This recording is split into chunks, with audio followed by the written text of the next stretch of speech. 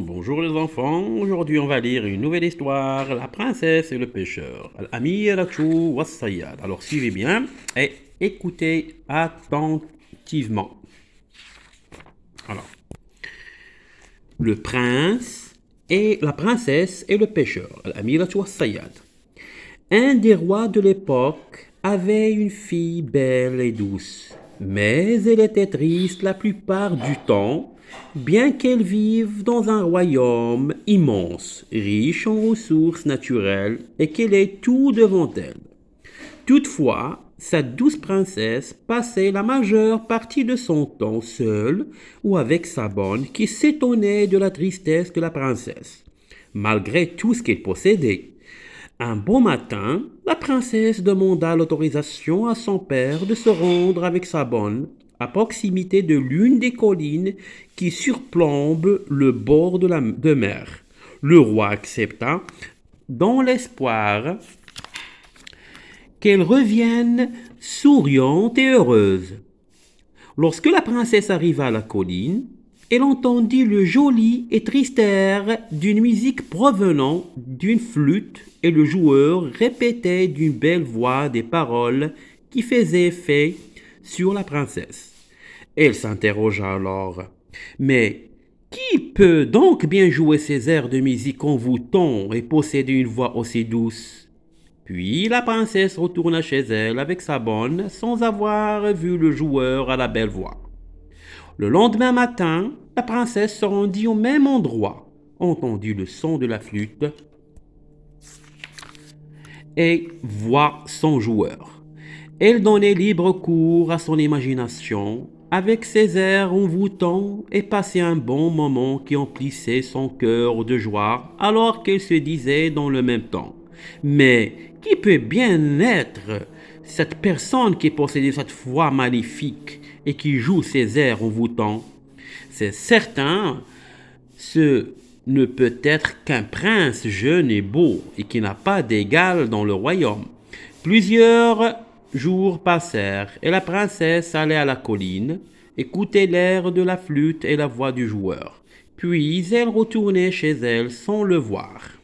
La princesse ne mangeait plus, ne buvait plus, ne dormait plus et ne parlait à personne. Car elle pensait énormément au joueur de flûte. Le roi ressentit un grand désarroi en voyant sa fille dans cet état, ce qui poussa la bonne à raconter au roi l'histoire du joueur de flûte. Le roi envoya ses troupes sur le champ, à la recherche du joueur de flûte, qui le trouvèrent et lui dirent: Suis-nous au palais du roi. Une grande surprise t'attend.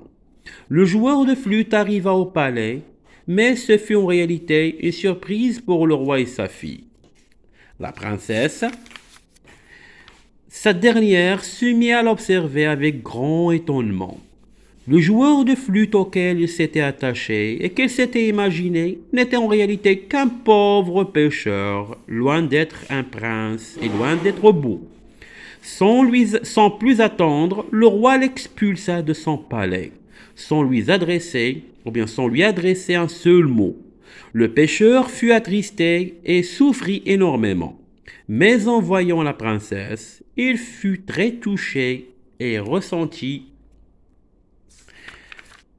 de la compassion pour elle. Quelques jours plus tard, la princesse eut envie d'écouter l'air de flûte et voir le pêcheur.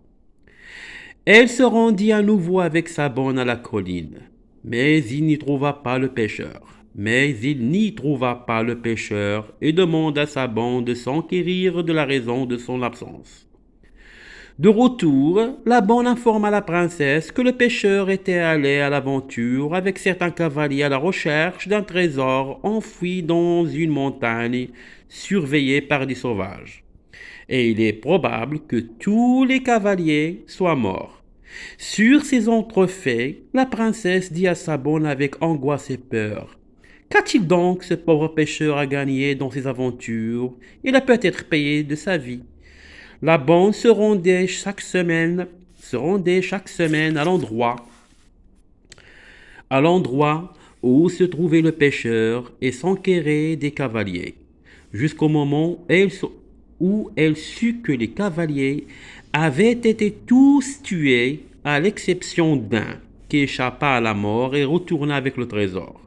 Ce dernier acheta un palais semblable à celui du roi, et il possédait aussi des sujets et des armées.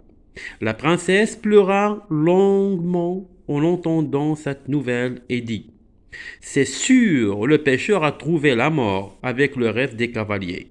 Et de nouveau, elle ne mangeait plus, ne buvait plus, ne dormait plus et ne parlait à personne. Puis, un jour, la princesse sut que le cavalier qui était retourné avec le trésor allait se présenter au roi pour la demander au mariage, que le roi était heureux de sa venue. Lorsque le roi demanda à sa fille de se préparer pour rencontrer le prétendant, il la trouva plongée dans une grande tristesse. Puis le cavalier vint muni d'un coffre plein de cadeaux précieux.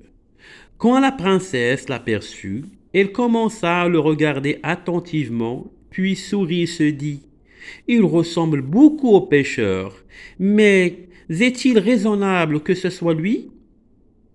Mais est-il raisonnable que ce soit lui?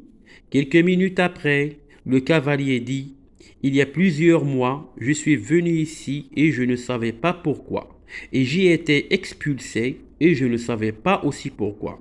Mais aujourd'hui, j'aurai le grand honneur si bien sûr mon maître le roi m'accepte comme époux pour sa fille.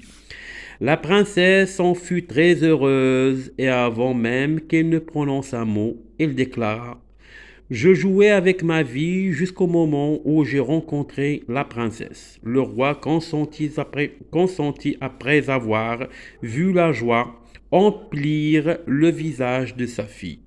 Et lorsque la princesse fut d'accord, le cavalier sortit sa flûte et se mit à jouer des airs envoûtants. Les gens présents applaudirent et la princesse fut sur le point de s'envoler de joie. بون بالنسبه للقراءه على ليكتور حاولوا تقراو، هي قصه طويله ولكن ما ننصحكمش تقراوها يعني كامله دان سول كو، يعني تساليوها في يعني في وقت واحد. حاولوا كل نهار مثلا بغيتو تنعسوا قراو واحد لاباج، حاولوا تشرحوا الكلمات في الديكسيونير اللي عندكم. انا ما بغيتش ندير الشرح، ما بغيتش ندير الترجمه، نترجم لكم بالعربيه باش نخلي لكم فرصه انكم نتوما تقلبوا وانكم يعني تعودوا على البحث. وواحد النصيحه، واخا تقرا ما تفهمش سي با غراف، ليسونسيال هو تقرا، طلق لسانك على القرايه، وهذا هو لوبجيكتيف، هذا هو الهدف من هذه القصص هذه. كان معكم مراد، السلام عليكم ورحمه الله تعالى وبركاته.